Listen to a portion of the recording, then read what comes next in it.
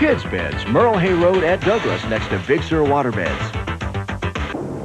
I see you got an air conditioner. Yep, Where'd you get it? Rex. You mean you went to Rex and bought an air conditioner? No, 2. Got one for the bedroom. Now, why would an Eskimo go to Rex and buy an air conditioner? Price? Right now, Rex has a great selection of air conditioners. But with our low prices, they're going fast. Hurry before the one you need is gone. But why in the world would an Eskimo need an air conditioner? Summer!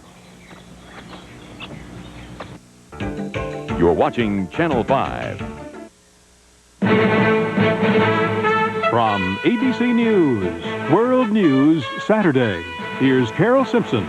Good evening. President Bush is headed home from Rio de Janeiro, where he was cast as something of a villain at the Earth Summit. The president met with reporters before he departed. Despite blistering criticism from environmental groups, Mr. Bush insisted he's still the environmental president and that America is still the world's foremost protector of the environment. Here's White House correspondent Britt Hume. The president spent part of his final day here engaged in one of his favorite pastimes, conversation with other world leaders. But he also had to spend some time on the less agreeable task of trying, in a news conference, to bridge the gap between the appearances of this trip and what he insists are the realities. Despite the U.S. role in weakening the global warming treaty and his refusal to sign another treaty on protection of scientifically valuable plant and animal life, he said the U.S. remains the world environmental leader.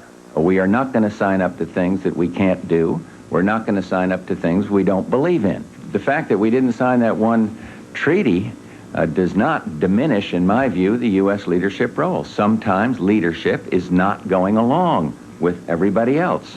The president said the protest in Panama the other day that forced him to quickly depart a rally in a cloud of tear gas obscured the otherwise warm reception he had gotten there. Panama is democratic. Panama is free. Can you let 300 people, or 200, whichever it is, carry the day in terms of the reality? And the answer is no. Mr. Bush's strongest reaction was to a question unrelated to this trip. What about the congressional investigation of his friendly pre-Gulf War policy toward Iraq? And I think it is a pure political inquest. And we have complied fully. And I know politics when I see it. I know political timing when I see it. The president said such inquiries, witch hunts he called them, cost the public millions and reveal nothing about U.S. policy he hasn't already acknowledged. We tried to bring Saddam Hussein into the family of nations. That policy was not successful. We did not enhance his nuclear, biological, or chemical weapon capability, a charge recklessly made in this political year. The president may well be right that things are better than they've been made to appear lately, but in an election year, it's the job of the White House and the campaign to keep that from happening. Britt Hume, ABC News, Rio de Janeiro. The Earth Summit ends formally tomorrow. But before any of the leaders from the 150 countries that attended left for home, this class portrait was taken for the world to see. We are not likely to see President Bush and Fidel Castro in the same shot, however wide the lens, for a long time. Here in Washington, Democratic presidential hopeful Bill Clinton was campaigning hard by reaching out to Jesse Jackson's constituency and attacking Vice President Dan Quayle. Jackie Judd is on the Clinton campaign. It was Clinton's strongest response yet to Vice President Quayle's attacks on the cultural elite. Vice President Quayle is now the hit person for this administration. Well, I'm tired of people with trust funds telling people on food stamps how to live. That was the sure crowd pleaser in a speech intended to embrace Jesse Jackson and his Rainbow Coalition while keeping some distance. Clinton, who built his career appealing to the middle, acknowledged their differences. I pledge to you, not that we will always agree, but that I will work my heart out to make this country what it ought to be. But Clinton did challenge Jackson on the unlikeliest of subjects, rap singer Sister Souljah. We are at war! Come on! Jackson had praised the rap singer for her work with young people. Clinton later condemned her for reportedly saying after the L.A. riots, why not have a week and kill white people? I know she is a young person, but she has a big influence on a lot of people. And when people say that, if you took the words white and black and you reversed them, you might think David Duke was giving that speech. A difference of opinion about a rap singer may seem insignificant. Still, it reflects the push and pull between two men who may not always like each other's politics, but know they need each other. Jackie Judd, ABC News, Washington. Clinton's speech today was traditional campaigning. But this year's presidential race is becoming more and more unorthodox as all three candidates are turning to TV to get their message across. Not to TV ads and TV news, but to the mostly unexplored worlds of talk and magazine shows. Here's ABC's Kathleen Delaski. Say goodbye to the old campaign trail. We have to plan for the peace dividend. A grueling schedule of rallies that gets little TV coverage is just not cost-effective. Paying for transportation alone costs at least $30,000 a day. There must be a cheaper, more effective way to get around. The young Elvis, that's when he had all his energy. Welcome to talk show democracy, as one TV critic calls it. Ross Perot might call it smart advertising. On ABC's 2020, he reached nearly 16 million homes. It cost him nothing. Candidates particularly like the call-in format. They say voters, unlike reporters, ask about issues. I would like to know what your views are on the Brady bill. Well, on Thursday's Today Show, Perot talked vaguely about gun control for almost 2 minutes, but never stated his position, and nobody challenged him. This may be why Clinton's nearly broke campaign came up with $400,000 to stage its own primetime talk show last night. People are in an age of kind of cynicism and alienation from the political process, don't want to just get sound bites. They want more substance. They want to know more about the candidates. And since the vote this year may be carved up 3 ways, getting the message to even the smallest of states is important. We can't take it for granted, and we can't write it off, so we have to wage a campaign there. That generally means you need national television to reach everybody. So TV studios are the new campaign trail, as long as the ratings hold up. It's more bang for the campaign buck, and in a year when the voters are clamoring for change, it's different. Kathleen Delaski, ABC News, Washington.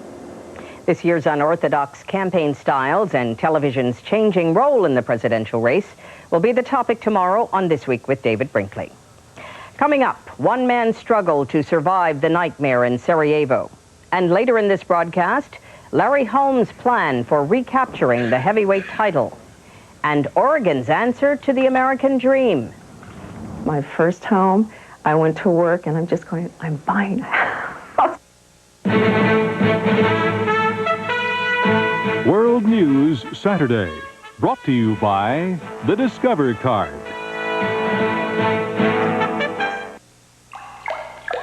If you're using a credit card to get a cash advance,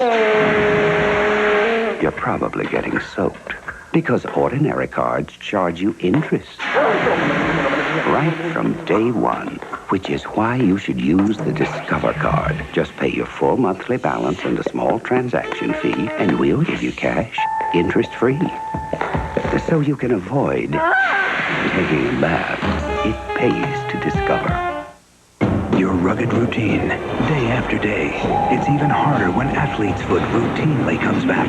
Get prescription-strength Lotrimin AF. It kills all causes of Athlete's Foot. Lotrimin AF, the finish line for Athlete's Foot.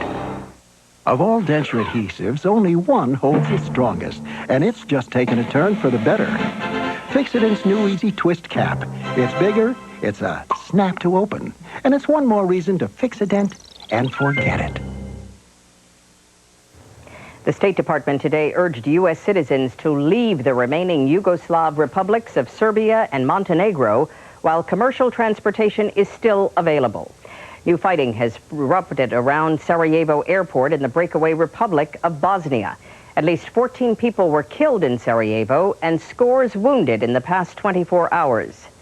Amid all the chaos and brutality, survival has become an obsession for the people of Sarajevo.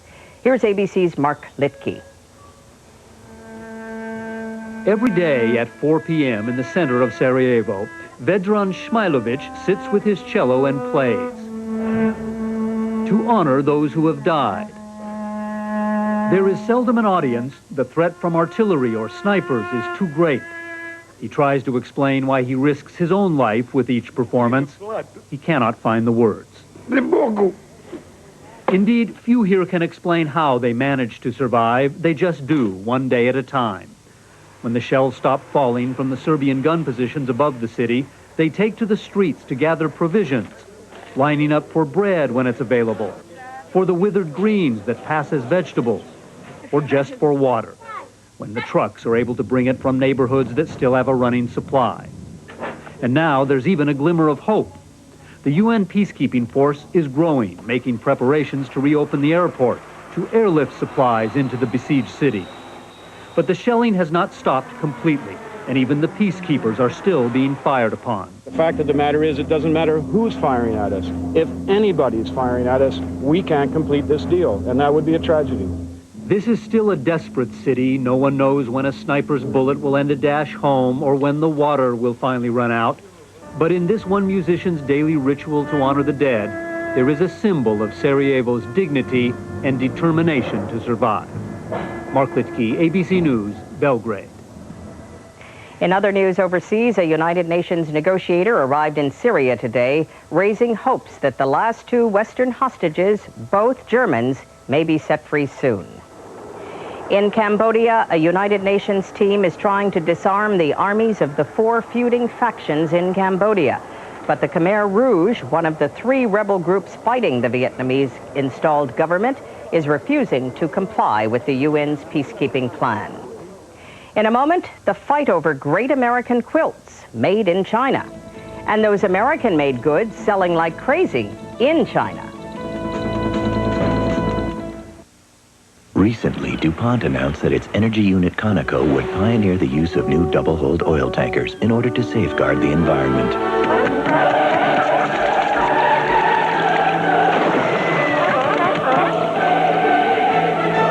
The response has been overwhelmingly positive.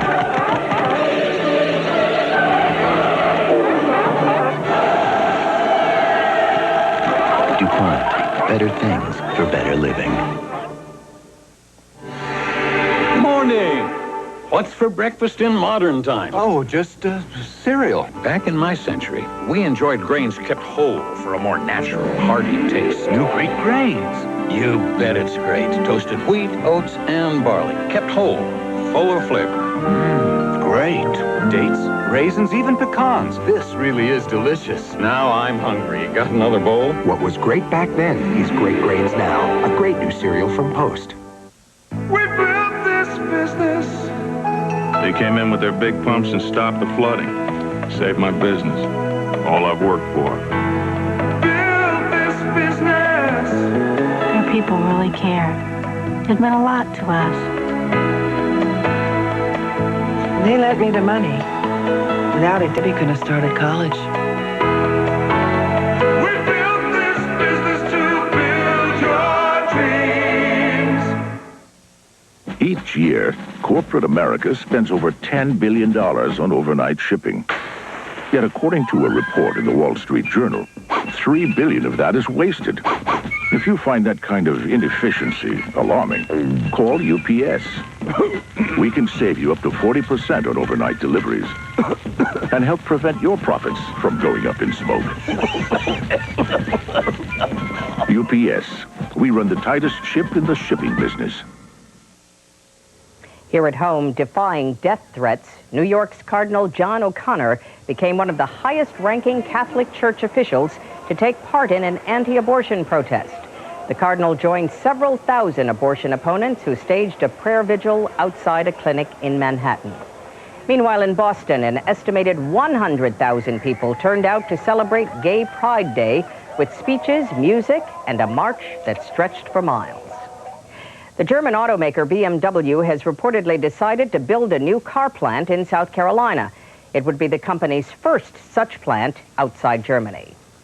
And then there are all those products made overseas and sold here, which typically suit buyers and sellers just fine, but not always. Here's ABC's Sheila Cast. At the Faithful Circle, women gather weekly in a church basement to carry on the quilting tradition of their foremothers. This is an expression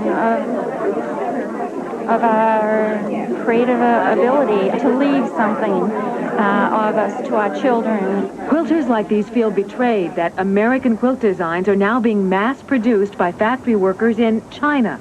Not just any design, but historic quilts from the Smithsonian Institution. They are sold through catalogs, and the Smithsonian gets 5% of the sales. These were original designs in America relating to our history in America. And therefore, why should they be reproduced in a communist country? In response to the quilters' protests, the Smithsonian has ordered that the Chinese quilts be permanently labeled and clearly advertised as imports. But the basic question remains, why reproduce overseas something as intrinsically American as this Bible quilt stitched by a former slave? American Pacific Enterprises distributes its quilts and pillows from its plant in Ohio.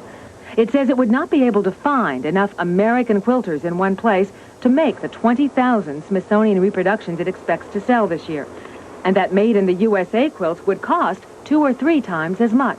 We're mass producing.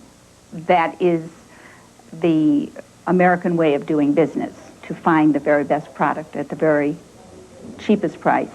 The whole idea was to even make quilts more prominent in the average home than they were. The director of the Smithsonian told Congress it may have been an error in judgment to enter into the contract that allows the heirlooms to be mass-produced in China, but it would cost too much to get out of it. Sheila Cast, ABC News, Washington. And while the desire for Chinese-made quilts may be less than enthusiastic, it appears there is no lack of desire for all sorts of American goods in China. Todd Carole is there. Run Yong-do and his family are out doing their shopping. Like many urban consumers, they have lots of disposable income. In fact, the average Chinese has more than a year's worth of wages tucked away and ready to spend. Now, some American businesses are trying to harness this buying energy. And discerning Chinese, used to poorly made products, like what they see. The design is very beautiful. Even a little more expensive than Chinese product, but that's worth enough to buy. Take Nike shoes. Some pairs can cost more than a month's wages. We're seeing people come in with money in their hands, and they're looking at the American products and they're buying them. So after years of using China as a cheap manufacturing base, Nike and some other companies now see it as a budding customer base. Avon has taken its traditional marketing approach, going door to door, and tapped into a motivated workforce of young women.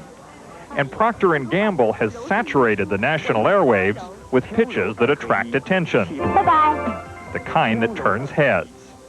While good marketing and persistence may pay off, there's another reason why some Chinese buy American. The people buy them because they feel the quality is there, this international cachet of name and reputation is there, and the people want that.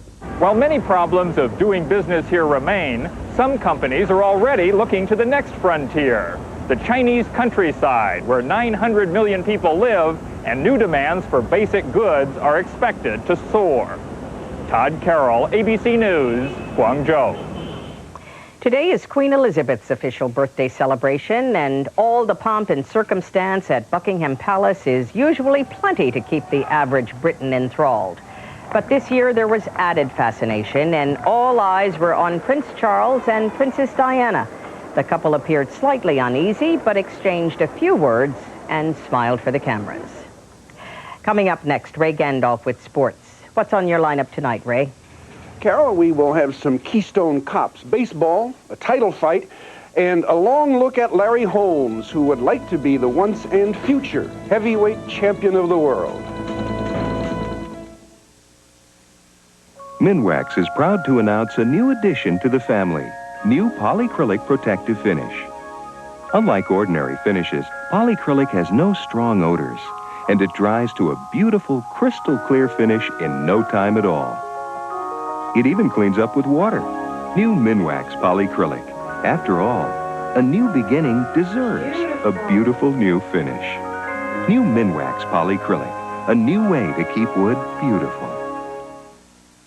Hi, it's code for 148 not seen Andrews. Power heard not seen. 81 clear. 814 clear. You two is the 30 Of all the things things around your house that need batteries. There's one thing that needs a good, fresh battery most of all. See your Allstate agent for a free home fire safety brochure. And please, check the battery in your smoke detector often. Won't anything stop this itching fast? Lanacane shuts off every itch, like a switch. Only Lanacane works on contact with itch nerves that cause every itch. Not Benadryl, not hydrocortisone. Lanacane does shut off the itch, like a switch, fast. You know, Sunsweet pitted prunes also come in this nice little bite size. And they're every bit as sweet and delicious as Sunsweet's larger ones. Of course, that's just my opinion, which I certainly respect. Four-Star Lighting wasn't saving what they'd hoped since leaving AT&T. Trefethen Vineyards was having trouble getting long-distance calls through on the first try. So they've come back to AT&T, and we want you back. Come back with AT&T Partners in Business. AT&T Quality at 20% discounts to the 20 AT&T numbers you choose, or the area code you call most. We want you back. Call 1-800-222-0400. Now it's Ray Gandolf in the sports. Take it away, Ray. Thank you, Carol. The Los Angeles Dodgers offered proof today of why they are the worst fielding team in the big leagues. In Cincinnati, in the first inning, Jose Offerman and Juan Samuel played I Don't Want It, You Can Have It, It's Too Hot for Me, one of 3 Dodger errors in the inning, and the rout was on. In Portland, Maine, Joey Gamache in the multicolored kilt won the vacant WBA lightweight title over Chil Sung Chun of Korea, TKO after 8 rounds. And at the age of 42, former heavyweight champion Larry Holmes will fight the current title holder Evander Holyfield next week for the crown, for 2 reasons: several $1 million and the sincere belief that he can win. Camera's on? Okay, camera's rolling? The camera was indeed rolling, so Larry Holmes unfurled a few of those wonderful jabs, maybe the best left jabs in heavyweight history. He will be sticking them in the face of the champion, Evander Holyfield, on Friday night.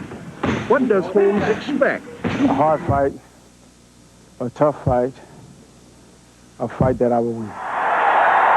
Larry Holmes has won a lot of fights since he beat Ken Norton for the title 14 years ago. The highest point in my whole boxing career was, of course, the night I beat Kenny Norton in 1978. It was a dream. People said I couldn't do it, and I done it, and that was the high part. Holmes's 54th career win was a convincing decision over heavily favored Ray Mercer last February. He outpunched the puncher. Preparing for Holyfield, who is 13 years younger than Holmes and a dancer, Holmes has this game plan. You call him a name and make him fight. Make him forget about being Fred Astaire. He's going to stick and run on you, though. He only can run so much. And every time he run and get hit, he fights. And that's what I want him to do. Holmes won his first 48 fights, just one short of Rocky Marciano's record unbeaten string. Holmes was champion for 7 years, but frequently he felt unappreciated.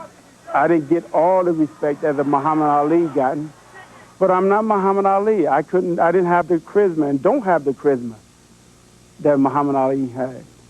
I got the respect from the writers, I got the respect from the fans that knows boxing. Anybody got a bogey report? We went fishing the other day with Holmes and some writers and folks who know boxing, and we found a milder, mellower Larry Holmes, but also a man whose pride is still sensitive to the touch. Now that I am older, I learn how to relax with it. I learn how to enjoy the things I'm doing. I learn how not to worry about what everybody's saying, because they're going to say it whether you do good or whether you do bad. But everything I ever tried to do in my life that meant anything, somebody tried to take it away from me. But that's all right, because it made me stronger. I kept myself pretty clean. I disciplined, I dedicate, I train hard, and I concentrate on what I got to do. So I feel that I could be the heavyweight champion one more time. And and the door is wide open. All I have to do is go through it. If he should happen to go through that door and regain the title, Holmes says he will defend it once against George Foreman, who is a year older than he is. Carol? Thanks, Ray. When we come back, Oregon's 2% solution. We built this business. He was wearing those night vision goggles they make. Otherwise, he never could have seen me. Rescued me. Built this business. They taught me computer drafting. I earned a degree. Now I've got a job. They make the parts that connect my pacemaker. Never thought I'd be around to tell you that. We built this business to build your dreams. Nice try, Ginny. What's wrong? Oh, you have arthritis? Me too. It's hard to grip your racket, isn't it? Here, my doctor told me about this, Motrin IB. It's the same medicine as in prescription Motrin in non-prescription strength. It's great for minor arthritis pain. And one Motrin IB works as well as 2 regular aspirin. Try it. You'll have the advantage next set. Motrin IB, the relief of Motrin in non-prescription strength. Sunday on This Week with David Brinkley. Television and the presidential campaign. Going directly to the people may be good for the candidates, but is it good for the country? Sunday. You see them on late-night TV, those hour-long commercials with the host explaining how you, too, can get into real estate with practically no money down. Most folks are skeptical of deals like that, except in the state of Oregon. Here's Gary Shepard. Single parent Louise Sterrett never thought she'd ever be able to buy a home of her own. I work part-time, and although my, hours vary, I didn't think I could afford anything. But last August, she and her 13-year-old son Richard moved into this $36,000 house in Portland, Oregon. My first home, I went to work, and I'm just going, I'm buying a house, and everybody's looking at me like, how can you buy a house? Sterrett was able to buy the house thanks to a special 2% down payment mortgage plan being offered by 8 Oregon banks. It began last year as a pilot project in Portland and has now spread throughout the state. These loans are for areas that the sales price cannot exceed $49,000. And so it's generally going to be inner city areas, and this will help rebuild and revitalize those areas. Bankers here estimate there are more than 70,000 Oregon homes that would qualify, and thousands of people who would like to buy their first home, but just don't have the money for a standard 20% down payment. What we're finding is a lot of people can afford to be homeowners, can afford the monthly payments. What they can't afford is coming up with the upfront cash, and that's what this program addresses.